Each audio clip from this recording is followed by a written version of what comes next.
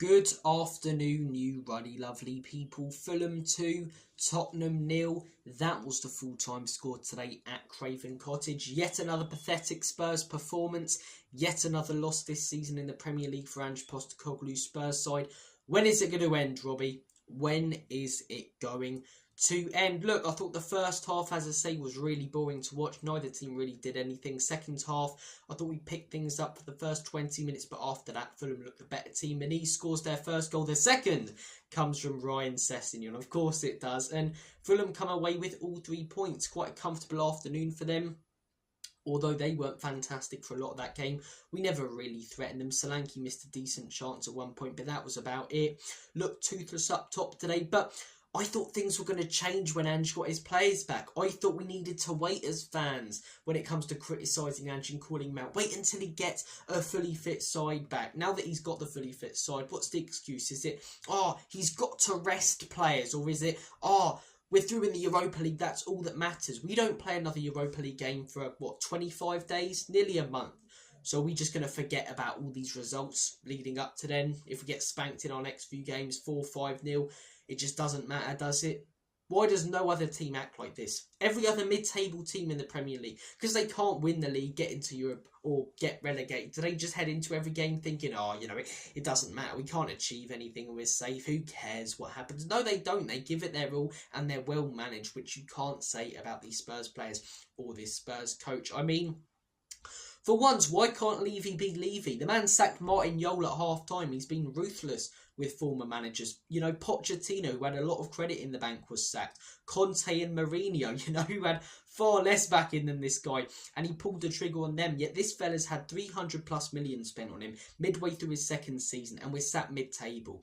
And if you honestly think we're going to win this Europa League with Ange Postecoglou, the way that we're playing right now, you live on a different planet to me. We went life and death with Alkmaar, and I was really happy that we went through. But like I said on Thursday, it doesn't change any of my opinions on the state of the club at the minute. It's rotten to the claw, and if we have a serious chance of winning this competition, we're going to need to bring in a new manager. We've got an international break now. It's the perfect opportunity to get rid of this guy, bring in someone like a Terzic, even if it's just until the end of the season, and go for that Europa League properly.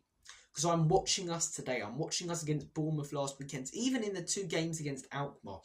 And I'm thinking to myself, if we perform like that against Frankfurt, we're out. And even if somehow, someway, by the skin of our teeth, we get a ridiculous amount of luck and beat Frankfurt, we're then going to likely have Lazio in the semi-finals. Lazio who are smashing it. So, I mean, honestly, I don't hold out much hope at all for the future of Spurs or for winning this Europa League if Ange Postecoglou stays as our manager. And honestly, I can't believe he has this long. I really, really can't. Positive performances today, there really weren't many. When I saw the lineup at the beginning, I wasn't best pleased about it. I was glad to see Archie Gray being played in the 6, but no creativity in that midfield whatsoever. And people are scapegoating Maddison for the goal. I don't get it. The guy's coming off the bench trying to create chances immediately. Ability-wise, he's our best player. We just played with no creative player in the midfield today.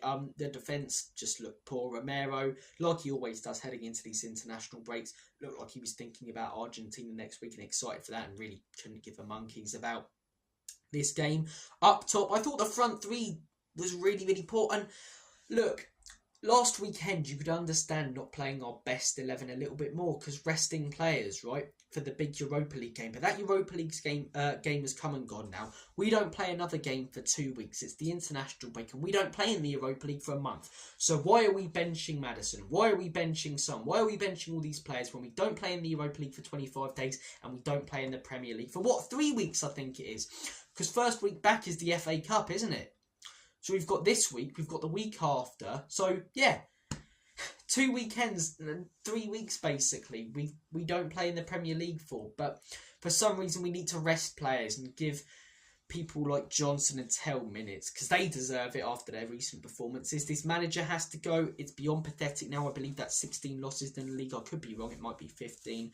Pretty sure it's 19 overall in all competitions. I mean, any other manager in the Premier League, for a Man United, well, not Man United, it's a bad example, but you imagine Chelsea were having this kind of season, if Liverpool were having this kind of season, Would they care that it's Arnslot's first season? No, they'd get rid of him. This is this man's second season. Has he been backed as much as I want any Spurs manager to be? No, because the owners are the biggest problems, and I stand by that. But he's had 300 plus million. He's had more backing than previous managers, and he's done a far worse job. Conte got a Spurs team with Eric Dyer and Davinson Sanchez as the centre-back partnership, with Ben Davies coming in or Longley into the back three. He got that team into the top four, rotating between Skip and Winks in the midfield. Jose had to deal with Ndom Fati in the midfield. Giovanni Lo Celso, who didn't care. Yet this guy's got Maddison, he's got Van der Ven, he's got Udogie Porro. He doesn't play to any of these players' strengths. He lets most of them down. And are any of them world-class players? No, but do I think they'd be a lot better if the manager that we had played to their strengths? Yes, I do.